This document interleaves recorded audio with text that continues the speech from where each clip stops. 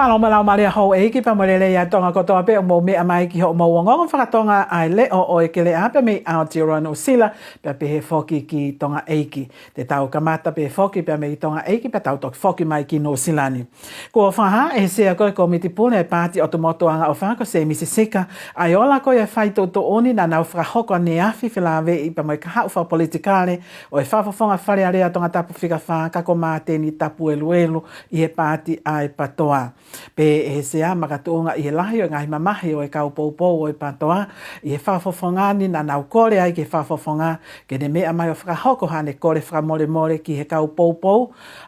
o e patoa pia me ngai tapakotoa pe o e kolope pa pe he foki hane kore fakamolemole ki hono vahenga na e whakahoko foki eni i he hoatani pia me i tonga eiki ko ia te tau kolosi lewa ki tonga eiki ki he whafofonga ki ne kore fakamolemole ko ia na e whakahoko i he letio pia pe he foki ki na iai pe mo Siaosi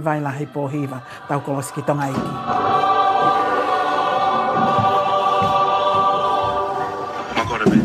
Ufanga tu ye tala whakapapa ngamai ni ufawa tu mei he radio e whae mawaru fitu poini ni ma